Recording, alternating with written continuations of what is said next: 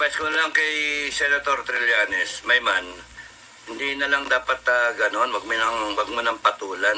Kasi magagalit lang ang tao. Hayaan mo lang na public figure ka eh, sikat ka eh. So dapat hindi mo na lang pinatulan yung mga tao. Sino ba yung mga dinamanda mo? Si Harry Roque, yung pati SMN ay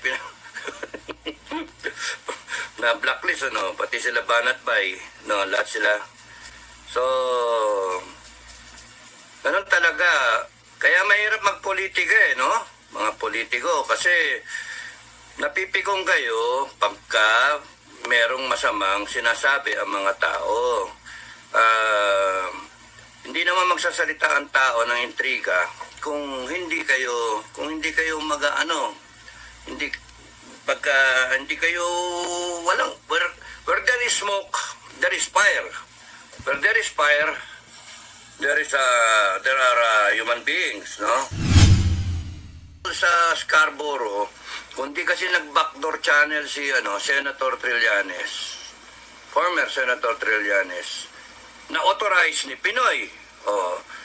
At that time, nung pakiramdam ko noon, wow, swerte naman ni Sani kasi sa kanya nagtiwala yung presidente, si Pinoy. Hanip, no? Tapos nagpunta doon. I thought na maayos tayo. Ang naging problema doon is yung sagutan nila ni JPE doon sa Senado. Tapos nag-walkout pa.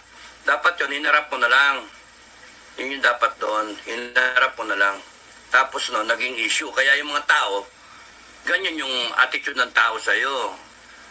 Nabawasan ka doon ng political capital. Yun yung totoo doon, Sani.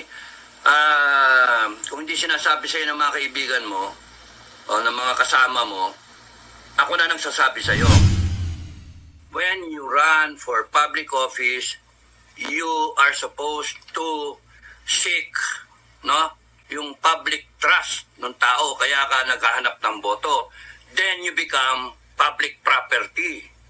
Tayo nga, di ba, ang tawag, GI, government issue, no? Pagka nasugatan mo yung, nag-aahit ka, masugatan mo yung mukha mo, sa lamagan, you're damaging government property. Oh, di ba? Para tayo naman din nag-academy.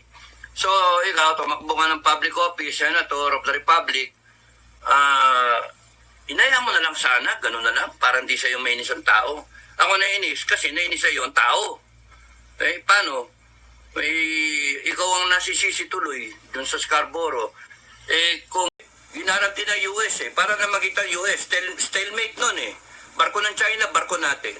Oh, wala namang kung titignan mo, Sani Trillanes will not, kung tutusin, will not sell yung Scarborough. Considering na P-Mayor siya, carries integrity, loyalty. Honor committee pa yan eh. No, ng klase. One of the top sa klase. Pero, ang naging dyan, ang naging question mark na, may mga nag-isip ng hindi maganda. Kaya nga yan. Tapos hindi mo na-explain. Ang nangyari nun, nagmamagitan ng US eh. Quiet. Ngayon maingay, may dumating eh. Quiet.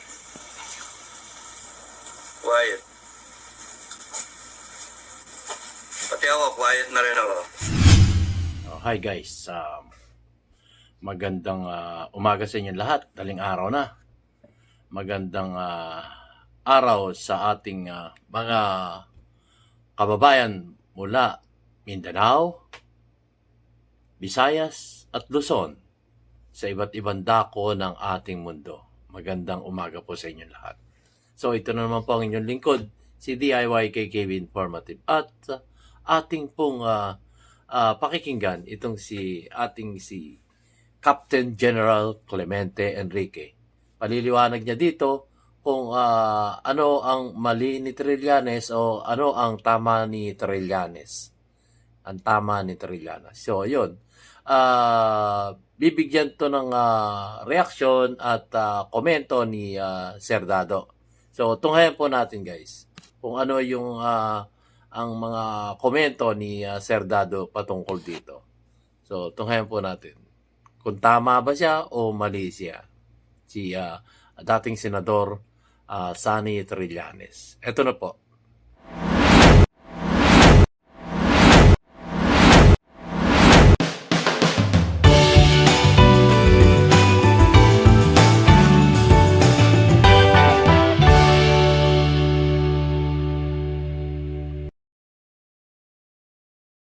Sa kayo mga kababayan, maraming mga ganap.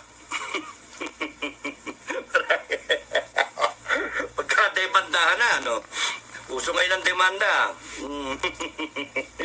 Usong-uso ang demanda ngayon. So, sinama ang mga vlogger at nagalit si former Senator Trillanes, si Caballero Trillanes. Kasi dapat allege, dapat, no? Dapat allege. So, korte na lang yan. Subjudice. Advice ko lang kay Senator Trillanes, may man, hindi na lang dapat ganon, wag mo nang patulan. Kasi magagalit lang ang tao. Hayaan mo lang na public figure ka sikat ka So, dapat hindi mo na lang pinatulan yung mga tao. Sino ba yung mga dinamanda mo? Si Harry Roque, yung pati SM yun ay na blacklist, pati sila Banat Bay, lahat sila. So, ganun talaga. Kaya mahirap magpolitika mga politiko, kasi napipigong kayo pagka merong masamang sinasabi ang mga tao. Hindi naman magsasalita ang tao ng intriga kung hindi kayo hindi kayo walang where there is smoke, there is fire. Where there is fire, there are human beings, no?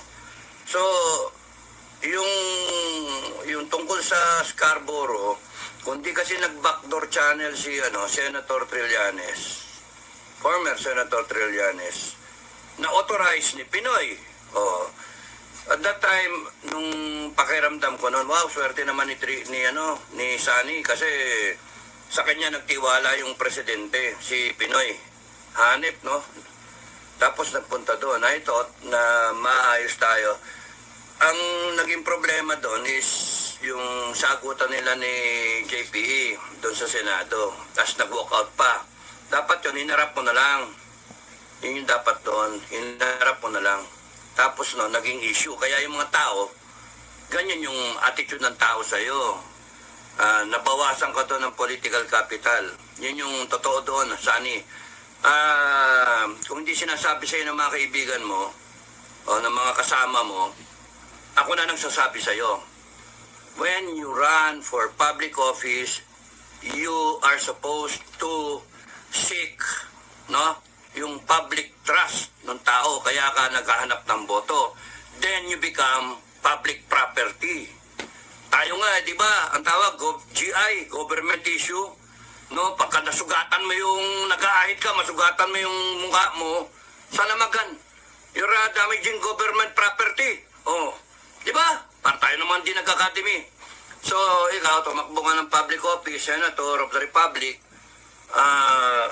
inaya mo na lang sana, ganun na lang, para hindi sa'yo mainis ang tao. Ako nainis, kasi nainis sa'yo ang tao. Paano? Ikaw ang nasisisi tuloy dun sa Scarborough. Kung, let's say, ang intention mo maganda, bakit ang isip ng tao masama ang ano mo sa Scarborough? Dapat, ang na lang, explain. Again, explain it again. Kahit sinasabi mo na for so many times, in-explain mo, probably mga tao, lalo na kung may malicious imputation, mali sila. Mali na confused pa. Malicious imputation na akala ng tao, talagang may kasalanan ka. Ang sa tingin ko doon talaga, may kasalanan, yung nakinig tayo, US. Kasi sabi, ginarap din ng US para na makita US, stalemate nun Barko ng China, barko natin. Wala namang, kung titignan mo, Sani Trillanes will not, kung tutusin, will not sell yung Scarborough. Considering na PMayor siya, carries integrity, loyalty. Honor committee pa yan eh, no, ng klase. One of the top sa klase. Pero ang naging diyan, ang naging question mark na may mga nag-isip ng hindi maganda. Kaya nga yan, tapos hindi mo na-explain. Ang nangyari noon, nagmamagita ng US eh. Quiet. May maingay, may dumating eh. Quiet.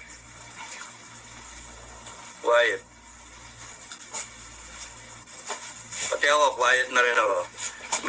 May namagitan na sinabi ng US, sige, mag-withdraw kayong dalawa para tahimik. No? Mag-withdraw kayong dalawa. So, withdraw tayo. Hindi nag-withdraw yung China. So, wala na yung Scarborough. Mali na naman tayo doon eh. Kasi kung hindi nag-withdraw yung China, yung Coast Guard nila, ano magagawa ni Sunny Trillanes? Sino ba si Sunny Trillanes para naging... Ay, nako. Ang mali doon si Pinoy, Commander-in-Chief, AFP, DND, SND. Bakit? Kasi dapat inorderan yung AFP natin, yung Navy natin, na nag-withdraw, hindi nag-withdraw itong China, dapat, putrakis, bumalik kayo ron. O, di bumalik, sana, ganon. Ganon nangyari. Pero hindi tayo bumalik eh. Bakit? Ay, probably ang US may kinalaman dyan. Ang problema, yung US, kinuha natin ngayon na partner. I've got your back. Nakagawa nga ng bases dun eh. Sa West Philippine Sea eh. 7 pa. Na wala man lang yung US. Tapos ngayon eh, ipoproxy tayo na US tayo yarap. So, next time, Sunny, no? Pakiusap from one PMayor to another. Huwag mo nang patulan, hayaan mo na.